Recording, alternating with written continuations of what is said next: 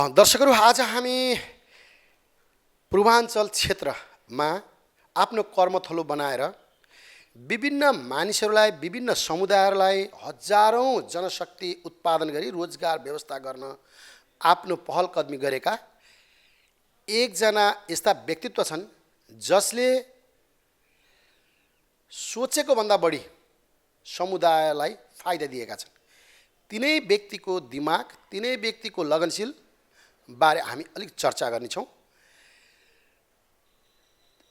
एउटा एनजिओबाट सुरु गरेको यो संस्था अहिले लघुवित्त कार्यक्रम सञ्चालन गरेर अन्तर्राष्ट्रिय स्तरमा 3 करोडको पुरस्कार समेत जित्न सफल भएको र त्यो 3 करोडमा आफ्नो संस्थागत फेरि 3 करोड थपेर 6 करोडको अक्षय कोष खडा गरी त्यसबाट विभिन्न एजुकेसन, हेल्थ लगायत विभिन्न सेक्टर, विद्यालय लगायतका विभिन्न सेक्टरमा पुरस्कार घोषणा गर्न आफ्नो तनमन धन दिएका व्यक्तित्व योगेन्द्र मण्डल आज हामीसँग हुनुहुन्छ। जीवन विकास संस्थाका संस्थापक अध्यक्ष र अहिले प्रमुख कार्यकारी निर्देशक योगेन्द्र मण्डललाई हामी बिजनेस प्लस टेलिभिजन हार्दिक स्वागत गर्न चाहन्छु। धन्यवाद। अहिले तपाईको दिनचर्या कसरी बितिरहेको छ?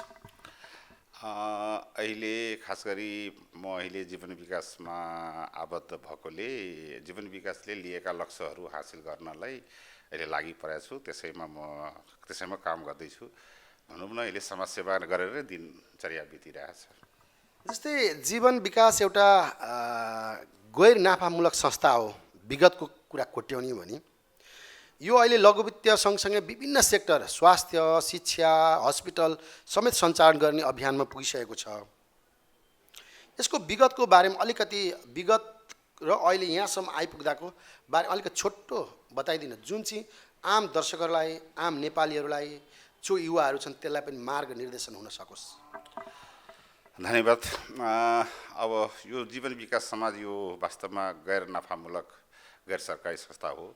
यो संस्था 2054 सालमा स्थापना भयो। तर स्थापना हुनुभन्दा अगाडि नै 2 वर्ष अगाडि नै यसले समुदायमा समाजसेवाका कामहरू सुरु गरेको थियो। 52 सालतिर खास गरी केटाकेटीहरूलाई पढाउने फ्रीमा ट्युसन जस्तो बिहान बेलुका पढाउने कामबाट सुरु भएको थियो। त्यसैबाट देखेर अब यो अनुभव गरेर यो जीवन विकास संस्थाको स्थापना भयो कि वास्तवमा संस्थागत रूपमा समाजमा समाज परिवर्तनको लागि चाहिँ विपन्नहरूको लागि केही गर्न सकिन्छ कि सोचमा हामीले यो संस्थालाई अगाडि बढाएका थियौँ र बढाउने सन्दर्भमा अब अहिले त धेरै समय बितिसक्यो। लगभग 23 वर्ष हामीले पार गरिसकेका छौँ र यो 23 वर्षको दौरानमा धेरै उतार चढावहरू भोग्नु पर्यो र आयो र त्यसले चाहिँ हामीलाई, हाम्रो साथीहरूलाई, हाम्रो टिमलाई चाहिँ एक किसिमको नलेज, अनुभवहरू प्रदान गर्यो र अहिले आएर हामीले हाम्रो समुदायमा, हाम्रो देशको लागि केही गर्न सकिन्छ कि केही गर्नुपर्छ, गर्दाखेरि हुँदो रहेछ भन्ने एउटा अभियान, एउटा अनुभव हामीले प्राप्त गरेको छौँ जस्तो लाग्छ र यही सन्दर्भमा अहिले हामीले विभिन्न कार्यक्रमहरू, दीर्घकालीन कार्यक्रमहरू, सरकारले लिएका लक्ष्यहरूलाई टेवा पुग्ने सरकारका अभियानहरूमा साथ दिने गरी हामीले कार्यक्रमहरू अगाडि बढाएका छौँ र विगतको कुरा गर्दाखेरि हामीले धेरै कष्ट पनि पाएका थियौँ। धेरै किनभनेदेखि नै हामीले एउटा गाउँबाट बोर्डरको यहाँदेखि विराटनगर 22 किलोमिटर टाढा तत्कालीन आम्हाई बरियाती गाउँपालिका जो भारतीय बोर्डरसँग सिमाना जोडिएको गाउँपालिका हो, त्यहाँबाट सुरु भएको र त्यहाँ त्यो भनेको एकदमै पछाडि परेको ठाउँ हो। त्यहाँ दलितहरूको बसोबास भएको, खास गरी त्यहाँ तराई कम्युनिटीको बसोबास भएको ठाउँमा हरेक चिजमा पछाडि परेको, शिक्षामा पछाडि परेको, तपाईको हेल्थमा पछाडि परेको र ती कुराहरूलाई नै फोकस गर्दाखेरि त्यति बेला हामीले भनौँ न एक किसिमको धेरै किसिमका कामहरू गर्दै जाँदाखेरि धेरै किसिमको अनुभवहरू प्राप्त भयो र अहिले त्यसैको परिणति हो कि हामीले अहिले केही गर्दैछौँ जस्तो लागिरहेछ। केमा तपाईँले यो जीवन विकास संस्थाले चाहिँ केमा हात हालेछ? मैले सुनेअनुसार चाहिँ एउटा गरिबी विपन्न वर्गको लागि हस्पिटल समेत केही जमिन लिएर चाहिँ हस्पिटल सुरु गरेको छ, त्यसको कन्स्ट्रक्सन काम सुरु गरेको छ भन्ने सुनेको छ। यसको बारेमा अलिकति छोटकरीमा बताइदिनु। हो, हामीले होइन त्योभन्दा पनि मैले यो हस्पिटलहरू भन्दा पनि म सरसर्ती अलिकति जीवन विकासको कार्यक्रमहरूको बारेमा म पहिला जानकारी गराउन चाहन्छु तपाईँको टेलिभिजन मार्फत। यो जीवन विकास समाजले अहिले खास गरी गरिबी रहित नेपालको परिकल्पना गरेको छ। त्यो हिसाबले गर्दाखेरि हामीले त्यो लक्ष्यलाई प्राप्त गर्नलाई जीवन विकासले रिसोर्सहरूलाई गरिबसम्म पुर्याउने, विपन्नसम्म पुर्याउने भन्ने हाम्रो ध्येय छ। त्यो हिसाबले गर्दाखेरि अहिले जीवन विकासले केमा हामीले कामहरू अगाडि बढाउँदाखेरि, अभियानहरू चलाउँदाखेरि हामीले यो जुन गरिबीको एक किसिमको हामीलाई दाग लागेको छ त्यसलाई चाहिँ घटाउन सकिन्छ र हामी पनि एउटा डेभलपिङ कन्ट्रीको रूपमा अगाडि बढ्न सक्छौँ भन्ने सन्दर्भमा हामीले अहिले एजुकेसनलाई फोकस गरेका छौँ, शिक्षालाई फोकस गरेका छौँ।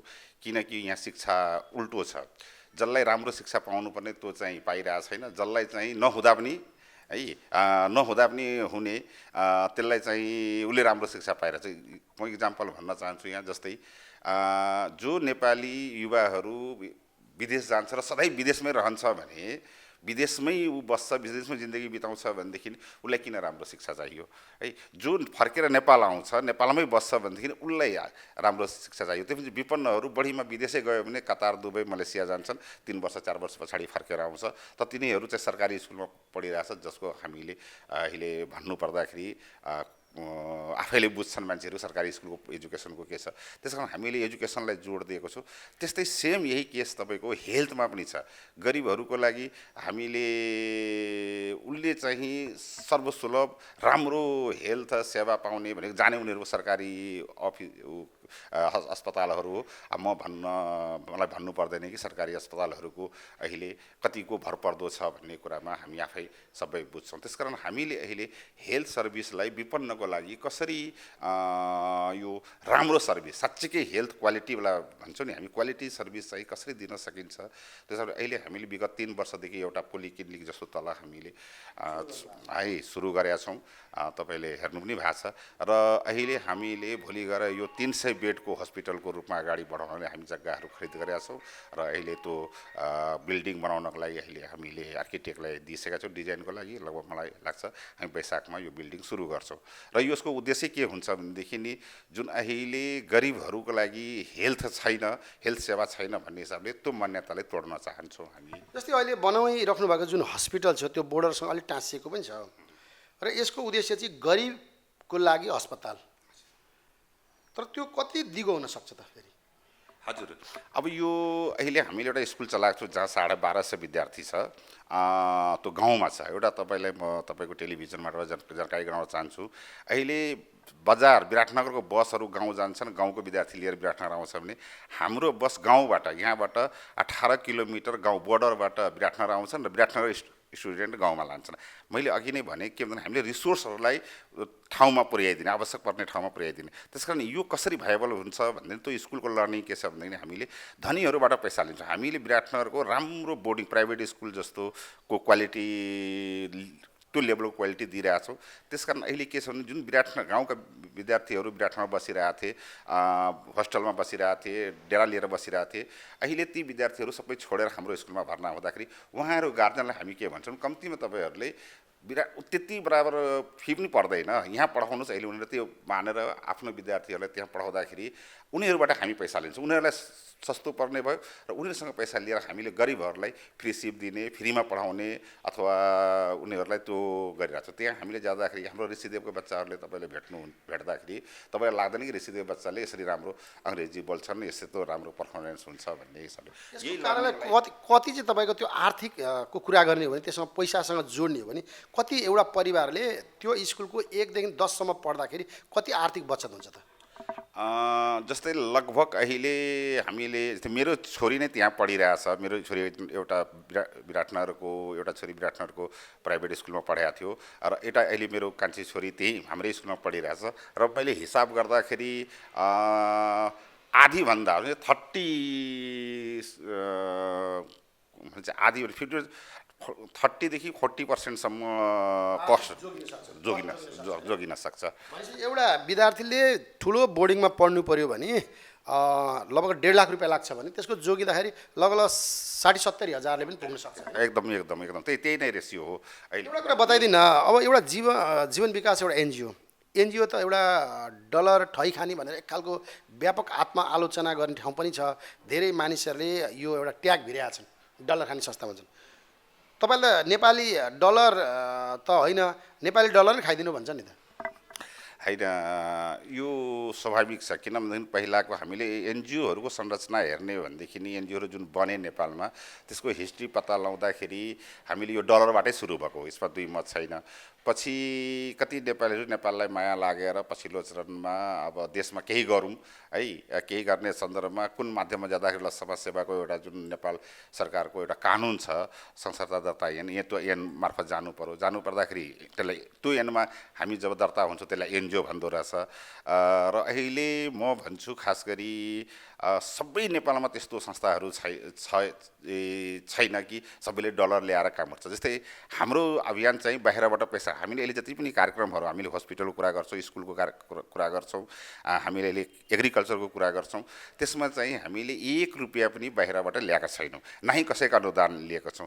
अब त्यसमा कहाँबाट आउँछ भन्ने कुरा यो चाहिँ अलिकति छुट्टै कहानी छ यसको है, बहस कसरी पैसा जेनेरेट गर्न सक्छ र हामीले यो जेनेरेट गर्न सक्यौँ।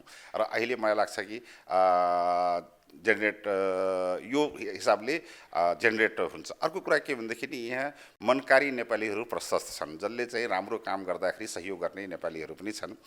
अहिले हामीले जुन तपाईँको एउटा के भन्छ कसरी हस्पिटललाई दिगो लान सकिन्छ, अब जस्तै म एउटा इक्जाम्पल दिन्छु।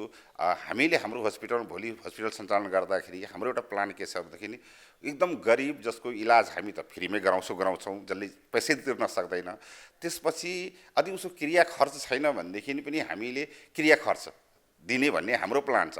त्यो कसरी गर्छौँ भने हामीले के प्लान गरेका छौँ भनेदेखि जस्तै म कसैलाई पनि ल एउटा क्रिया खर्चलाई कति लाग्छ 5,000-7,000, हामी के गर्छौँ भनेदेखि नि त्यस्ता व्यक्तिहरूलाई, मनकारी व्यक्तिहरूलाई, समाजसेवीहरूलाई, अलिकति हुने खानेहरूलाई रिक्वेस्ट गर्छौँ कम्ती वर्षमा तपाईँले एउटा क्रिया खर्च 5-7 हजार रुपियाँ तपाईँले डोनेट गरिदिनुहोस् भनेपछि हामीले 100 जना मान्छे त्यसरी भेटायो भने वर्षमा 6-7 हजार 10 हजार दिने यो क्रियाकै लागि दिने नेपालीहरू भेटिन्छ जस्तो लाग्छ। यस्तो खालको हाम्रो अभियान हो। भनिसकेपछि नेपालमै रहेका मनकारी मानिसहरूलाई चाहिँ रिक्वेस्ट गरेर ती पैसा जेनेरेट गर्ने तपाईँ? हजुर। दर्शकहरू, केही समय अगाडि डलर खाने भनेर संस्था भन्थे र ती जसले डलरमा खेती गरे ती संस्थाहरू त अहिले कोल्याप्स भइसके, झोलामा पुगिसके। हामीले सुनिरहेका छौँ व्यक्तिमै पुगे, तर जसले नेपालमै केही गर्नुपर्छ, नेपालको हावापानी सुहाउने अनुसारको काम गर्यो भने त्यसले चाहिँ पैसा जेनेरेट गर्ने र त्यो उत्पादन र त्यो खर्च पनि नेपालमै गर्ने जसले गरेको छ त्यो अगाडि बढेको हामीले देखेको छौँ। यो एउटा नमुना अहिले जीवन विकास लघु वित्त संस्था पनि हो। जीवन विकास संस्थाबाट जीवन विकास लघु वित्त सुरु भएको छ। अर्को लघु वित्त कार्यक्रम तपाईँहरूले जुन गरिरहनु छ त्यहाँ समुदायका मानिसहरूको जीवनस्तर कसरी उक्सिएको छ त? धेरै महँगो पनि छ भन्छन् होइन यो ब्याज दर के हो? एकदम यो ठुलो मुद्दा थियो भनौँ न। पहिला वास्तवमा त्यति बेला चाहिँ नेपालमा लघु वित्तवालाहरूले मिनिमम 20 देखि 24% ब्याज लिन्थ्यो र त्यति बेला चाहिँ कमर्सियल ब्याङ्कहरूको तुलनामा महँगो देखिन्थ्यो। तर लघु वित्तको कुरा त्यति बेला पनि म के भन्छु भनेदेखि नि हाम्रो लक्ष्य जुन थियो लघु वित्तको जुन घर दैलो सेवा दिने, घरमै पुगेर सेवा दिने र कुनै किसिमका थप भारहरू नदिने। जस्तै हामीले एउटा वाणिज्य ब्याङ्कमा हामीले पैसा ऋण लिन जाँदाखेरि हामी के गर्छौँ भनेदेखि नि तपाईँको हामीले जग्गा धितो राख्छौँ, त्यसपछि त्यो के अरे हामीले त्यो धिको मूल्याङ्कन गराउनुपर्छ, इन्जिनियरलाई दिनुपर्छ, 10 थरीका नदेखिने गणना नहुने कस्टहरू हुन्छन् भने लघु वित्तमा तपाईँले जति पैसा लिनुहुन्छ त्यति नै पैसा तपाईँले पाउनुहुन्छ, 1 रुपियाँ पनि तपाईँले त्यसमा चाहिँ एक्स्ट्रा त्यो हुँदैन। त्यसकारण तर पनि अहिले गभर्मेन्टले अहिले लघुवित्तको अहिले सर्कुलर नै जारी गरिसकेको छ के भनेदेखि नि 18% भन्दा बढी लिन नपाउने र जीवन विकासले अहिले 15% बढी ल्याएको छैन। त्यो हिसाबले अहिले सुरु गरेको छ जीवन विकासले र अरू संस्थाहरूले पनि अहिले 18% भन्दा बढी लिन पाउँदैन। त्यो एउटा कुरा हो। त्यसकारण पहिलाको इस्युमा अहिले चाहिँ मलाई लाग्छ यो ब्याजको इस्यु चाहिँ अब रहेन र यो के भन्थे नि कसरी जीवन लघुवित्तका हुन्छ। म तपाईँलाई एउटा इक्जाम्पल दिन्छु। हाम्रो त्यति बेलाको साझेदार संस्था एउटा आरएमडिसी रुरल डेभलपमेन्ट लघुवित्त ब्याङ्क थियो र उहाँहरूले हामीले त्यति बेला सुरुमा 1.5 लाख रुपियाँ ऋण लगानी गर्न दिएको थियो। त्यहाँको एकजना सर चाहिँ हामीले लगानी गरिसकेपछि सरहरू त्यो लगानी हेर्नलाई आउनु भएको थियो अनि उहाँहरूलाई मैले एउटा ऋषिदेव बस्ती लगाएको थिएँ। एउटा ऋषिदेव बस्तीमा जाँदाखेरि त्यति बेला उहाँले त्यो घर मूलीहरूसँग भेट्दाखेरि अचम्म मान्नुभयो। अनि किन भनेदेखि नि त्यो घरमा एउटा झुप्रो थियो, त्यो ढोकै थिएन। त्यो ढोका नहुँदाखेरि अनि त्यहाँ किन ढोका नराखेको अनि के भन्दा सर घरमा केही पनि छैन, चोरले के लान्छ र त्यसरी ढोका छैन। र अहिले पछि आएर 2 साल पछाडि फेरि त्यही सर आउनुभयो हेर्न जाँदाखेरि त्यहाँ उहाँले टिनको घर छानो टिनको लागेको तल कुर्सी इँटाको लागेको घर देख्दाखेरि उहाँ छक्क पर्नुभयो। एउटा यो इक्जाम्पल हो। त्यस्तै अहिले हजारौँ त्यस्ता उदाहरणहरू छ जसले यो समुदायलाई परिवर्तन गरेको छ। किनकि लघुवित्तमा सिर्फ ऋण दिने ऋण असुली गर्ने होइन, त्यहाँ उहाँहरूले 7 दिनको एउटा तालिम लिन्छ जसलाई पिजिटी भन्छ। त्यो पिजिटीमा उहाँहरूले बेसिक कुराहरू जस्तै छोराछोरीलाई स्कुल पठाउँछौँ, जाँड रक्सी खाँदैनौँ, खान पनि सल्लाह दिँदैनौँ भनेर भन्छन् होइन। त्यो अभियानहरू त्यहाँ जोडिएको छ। घर आँगन सफा राख्छु भन्ने अभियानहरू जोडिएको छ। त्यो हो परिवर्तन। अहिले तपाईँको हाम्रै जीवन विकासकै लघुवित्तको केस हेर्ने हो भनेदेखि नि अहिले त्यस्ता हजारौँ इक्जाम्पलहरू छन् जसले चाहिँ जसको धेरै नै परिवर्तनहरू अहिले हामीसँग त्यो भनौँ न कहानीहरू छ, कथाहरू छ र यो परिवर्तन भएको छ। त्यस्तो समुदायमा समूह बनेका मानिसहरूबाट तपाईँहरूले अहिले कति मानिसले फाइदा लिए होलान् र तिनीहरूको जीवन स्तर कति परिवारको उक्सेको होला त्यो डाटा तपाईँहरूसँग छ? एक्ज्याक्टली कति होला? होइन अहिले हामीसँग पहिलाको उसमा थियो। अब तपाईँलाई यसको अहिले लघुवित्तको जीवन विकासले अहिले आफै लघुवित्त गरिरहेको छैन। अहिले नेपाल राष्ट्र ब्याङ्कको सर्कुलर अनुसार हरेक जति पनि एनजिओहरूले लघुवित्त गरिरहेको थियो उनीहरूले अहिले विकास ब्याङ्कमा कन्भर्ट गरिसके। जस्तै जीवन विकासले पनि आफ्नो लघुवित्तलाई ट्रान्सफर गरेर जीवन विकास लघुवित्त वित्तीय संस्था स्थापना गरिसके जसको प्रमोटर जीवन विकास पनि छ। र अहिले त्यो यो घबरको वित्तीय संस्था भइसकेपछि जीवन विकासले अहिले 3टा संस्था घबरको 3टा संस्थासँग मर्ज गरेको छ अहिले भर्खर गएको महिनामा। त्यसकारण अहिले त्यो मर्ज हुँदाखेरि अहिले सबैको डाटाहरू कलेक्ट हुँदैछ। तर पनि हाम्रो त मोटामोटी त्यति बेला जीवन विकासको अहिले 3 लाख घरधुरी जीवन विकासमा आबद्ध छ र त्यति बेला हाम्रो 1,80,000 घरधुरी हुँदाखेरि लगभग त्यो त्यति बेलाको डाटा हेर्दाखेरि हामीले 1,10,000 घरधुरीको हामीले प्रत्यक्ष परिवर्तन गरेको हामीसँग त्यो रेकर्ड। त्यो बेलामा 1,10,000 घर परिवार भनेपछि अहिले त्यो त बढेर कति पुग्यो होला है? कति होला त्यस्तो डाटा? त्यो अहिले आउन बाँकी छ। आउनु बाँकी छ है। भनेपछि यो परिवर्तनको डाटा हेरेर नै तपाईँले अन्तर्राष्ट्रिय पुरस्कार पाउनु पनि भयो? यो एक्चुअल अन्तर्राष्ट्रिय पुरस्कार पाएको हामीले मैले अघि नै भने नि हामीले अहिले फोकस भनेको लघुवित्त साथसाथै एजुकेसन हेल्थ। हामीले एक्चुअल त्यो पुरस्कार पाएको एक फन्ड पुरस्कार हो। यो अरब कन्ट्रीहरूले खास गरी एसडिजीलाई सपोर्ट गर्ने काम गर्ने एसडिजीमा काम गर्ने संस्थाहरूलाई चाहिँ देशभरिबाट कम्पिटिसन गराएर पुरस्कृत गर्ने हो। त्यसमा चाहिँ हामीले यो एसडिजीको 4थो नम्बर गोल जुन चाहिँ क्वालिटी एजुकेसन फर अल छ त्यसमा हामीले पुरस्कार एक्चुअल एजुकेसनको काममा त्यो एजुकेसनको के काम गरिरहेछौँ भनेदेखि हामीले नेपाल सरकारसँग 3 वर्ष अगाडि 4 वर्ष लगभग 3 वर्षभन्दा अगाडि 4 वर्षको लगभग हुन आँटेछ।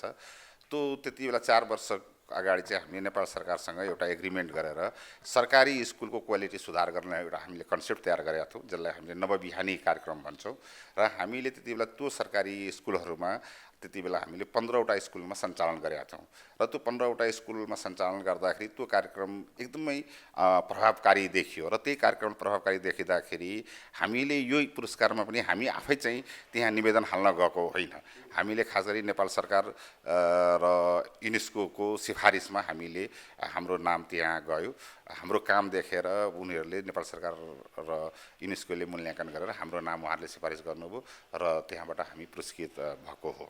एक्चुअल खास भनौँ भने त्यो लघुवित्त भन्दा पनि हामीले एजुकेसन सेक्टर फर अल एसटिजी अन्तर्गतको जुन पुरस्कार पाउनुभयो होइन, क्वालिटी फर एजुकेसनको लागि, अब त्यो पुरस्कार फेरि त्यसमै थपेर तपाईँको संस्थाले त्यसैमा थपेर फेरि पुरस्कार हकदार भनेर एउटा सूचना पनि निकाल्नु भएको छ। त्यसका हकदारहरू को हुन सक्छन् त? त्यो पुरस्कार पाउने व्यक्ति कस्ता खालका मान्छेहरूले, कस्तो खालको व्यक्तित्वहरूले त्यो पुरस्कार पाउँछन् यत्रो ठुलो धनराशि? पहिला त हामीले 3 करोड भन्दा पनि $3 लाख पुरस्कार पाएको हो। त्यति बेला हाम्रो 116 थियो भने चाहिँ हामीले 3 करोड 48 लाख रुपियाँ त्यहाँबाट नेपाली रुपियाँ पायो। अनि नेपालीमा कन्भर्ट गर्दा हामीले त्यति बेला नै त्यतिकै पैसा चाहिँ जीवन विकासले पनि हालेर त्यहाँ राखिदिएर अक्षय कोष खडा गर्ने भन्ने हामीले निर्णय गऱ्यौँ र हामीले त्यो पुरस्कार पाउँदाखेरि हामीले उहाँहरूसँग हामीले प्रपोजल पेस गरेका थियौँ र प्रपोजलमा हामीले त्यति बेला चाहिँ 1.5 करोड रुपियाँ चाहिँ तत्काल अरू जुन 15वटा स्कुलमा हामीले नवबिहानी कार्यक्रम थियो त्यो अरू स्कुलमा ट्रान्सफर गर्नलाई, अरू स्कुलमा पनि सञ्चालन गर्नलाई हामीले 1.5 करोड रुपियाँ खर्च गर्ने हाम्रो लक्ष्य थियो। हामीले 5 करोडको चाहिँ अक्षय कोष खडा गरेका छौँ र हाम्रो प्लान त्यसबाट आउने ब्याज इन्कमबाट वर्षेनी एसटिजीमा काम गर्ने मिडियाकर्मीहरू, त्यस्तै हामीले त्यो सेक्टरका मान्छे, जस्तै एजुकेसनमा छ भने यसपालि हामीले एजुकेसन सेक्टरमा काम गर्ने मिडियाकर्मीलाई पुरस्कृत गर्दैछौँ। त्यसपछि हामीले सरकारी स्कुलहरूको क्वालिटी सुधारमा काम गर्ने सङ्घ संस्थाहरूलाई गर्दैछौँ। त्यसपछि स्कुल विद्यालय अथवा विद्यालय व्यवस्थापन समिति हुनसक्छ अथवा त्यो हेड सर हुनसक्छ, उनीहरूलाई त्यो 3टा क्याटेगोरी छुट्याएर हामीले यो पुरस्कार गरेर, त्यस कारण म आज तपाईँकै टेलिभिजन मार्फत चाहिँ अहिले हाम्रो फारम भर्ने समय छँदैछ।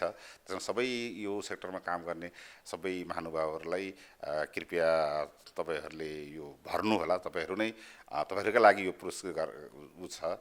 हामीले अहिले यो टोटल 3 सेक्टर मिलाएर जम्मा 10 लाख रुपियाँको नगदै हामीले पुरस्कार दिने हाम्रो योजना छ र यसको हामीले एउटा संस्था एउटा समिति खडा गरेका छ। त्यो समिति मार्फत सबै कामहरू भइरहेछ। त्यो समितिको संयोजक हाम्रो पहिलाका पूर्वाञ्चलका उपकुलपति डाक्टर सुरेश राज शर्मा हुनुहुन्छ। त्यस्तै यो समितिमा पहिलाको शिक्षा विज्ञ हाम्रो महाश्रम शर्मा हुनुहुन्छ, उहाँहरूसँग पनि हजुरहरूले सम्पर्क गरेर अथवा सोधी खोजी गर्दा हुन्छ। त्यो अनुसार चाहिँ हकदार हुन्छन् होइन, त्यो एउटा क्राइटेरिया बनाउनु भएको छ, त्यो ठिक छ एउटा। अब मलाई बताइदिनुहोस् त, तपाईँ अर्को एउटा कार्यक्रम पनि गरिराख्नु भएको छ, यो विशेष गरी तराई क्षेत्रमा रहेर तपाईँले जुन धेरै मानिसहरूले, धेरै व्यक्तिहरूले लघुवित्त खोल्दा अर्थात् डेभलपमेन्ट ब्याङ्क खोल्दाखेरि चाहिँ सहरीकरण बजारमा अफिस राखेको छन् केन्द्रकारले। तपाईँले विशेष गरी विराटनगरबाट अलिकति टाढा गाउँ बस्तीमा तपाईँले केन्द्रीय कार्यालय राख्नु भएको छ, गाउँमै तपाईँले काम गरिराख्नु भएको छ। यो सँगसँगै कृषि कार्यक्रम अन्तर्गत चाहिँ नेपाललाई खाद्यान्न आत्मनिर्भर अभियान कसरी बनाउन सकिन्छ होइन, थुप्रै बाँझो जमिन छन् त्यसलाई लिजमा लिइराख्नु भएको छ। यो कसरी राज्यले नसकेको काम तपाईँले नेपाललाई खाद्य आत्मनिर्भर बनाउनु छु भनेर एउटा विश्वासका साथ अघि बढ्नु भएको छ, यो कसरी हुनसक्छ? हजुर, यो सम्भव छ। हामीले अहिले नेपालको यसैपालिको डाटा हेर्ने भनेदेखि अरबौँ रुपियाँको खाद्यान्न बाहिरबाट आयात भएको छ र त्यो अरबौँ रुपियाँमा हेर्दाखेरि हाम्रो जुन लिस्टहरू, त्यो खाद्यान्नहरूको नाम लिँदाखेरि हामीलाई नै अचम्म लाग्छ। त्यो सम्पूर्ण खाद्यान्न चाहिँ नेपालमा उत्पादन हुन्छ है। प्याज नेपालमा जुन चाहिँ 5 अर्बको प्याज हामी आयात गर्दो रहेछौँ है। चामलहरूको अरू कुराहरू छोडिदिउँ।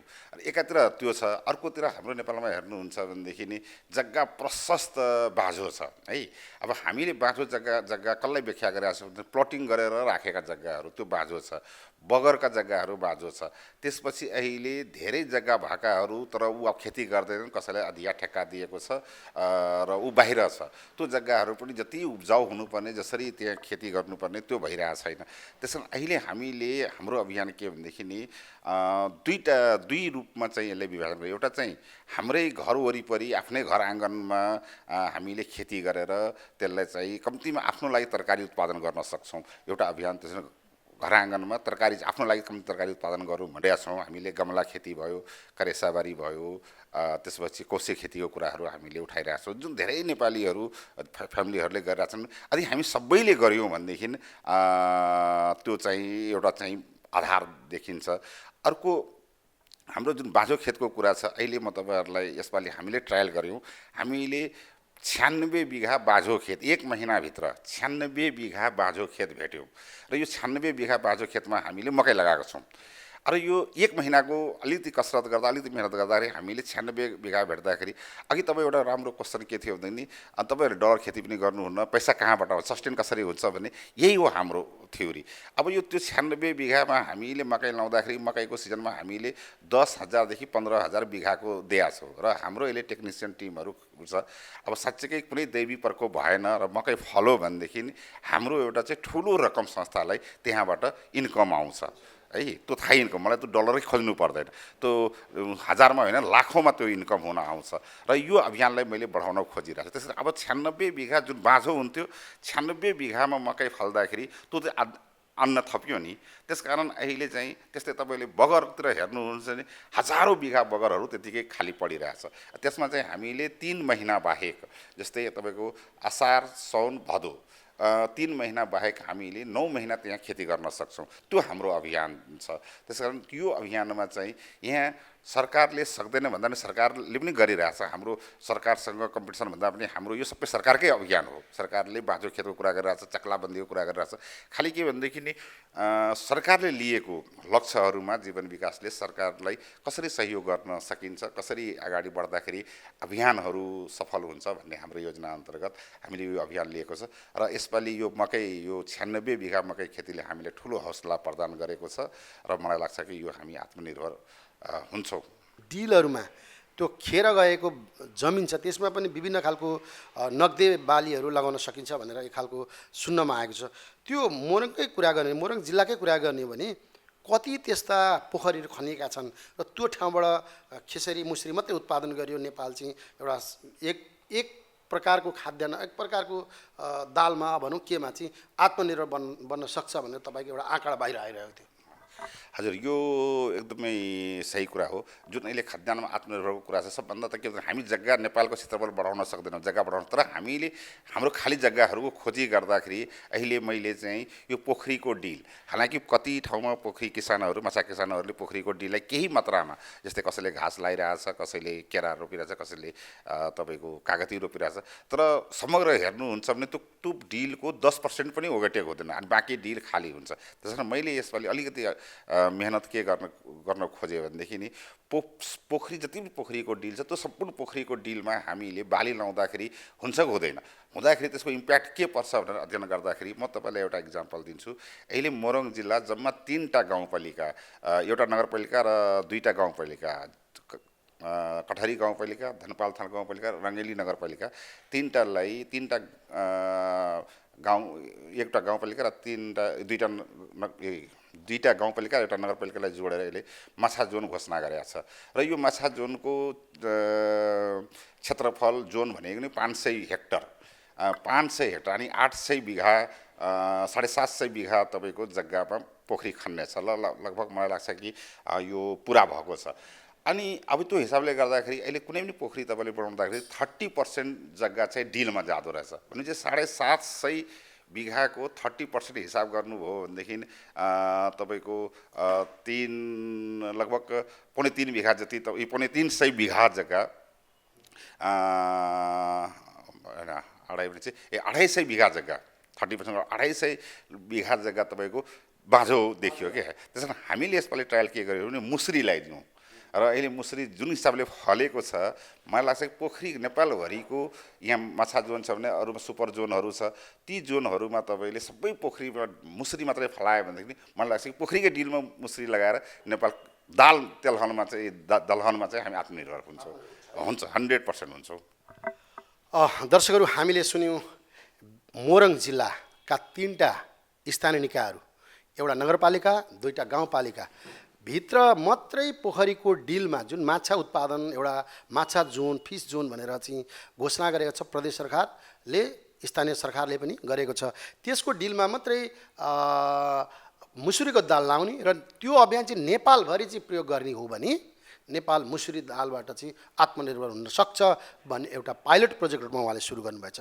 यस्तै अभियान अरू पनि सुरु गरियो भने नेपाल एउटा पहिले जसरी कृषि प्रधान देश थियो त्यो हुन सक्दैन भन्न सकिँदैन। तर सबैको आत्मबल, सबैले गर्नुपर्ने आफ्नो दायित्व र सरकारको सपोर्ट, सरकारले लिएको राम्रा नीतिसँग हातेमालो गर्न सक्यो भने जीवन विकासले जसरी त्यो अभियानलाई पुरा गर्न सरकारसँग हातमालो गरिरहेछ त्यसरी अरूले पनि गर्न सक्छन्। हाम्रो निर्धारित समय सकिएको छ। हाम्रो निमन्त्रणालाई स्वीकारेर जीवन विकास संस्थाका संस्थापक अध्यक्ष योगेन्द्र मण्डलले जुन समय हामीलाई प्रदान गर्नुभयो उहाँलाई पनि धन्यवाद दिँदै क्यामेरामा डम्बर न्युपानेका साथ म अभिजाल विष्ट आजलाई बिदा लिन्छु। बिजनेस प्लस टेलिभिजन हेर्दै रहनुहोला। हवस् त, नमस्कार।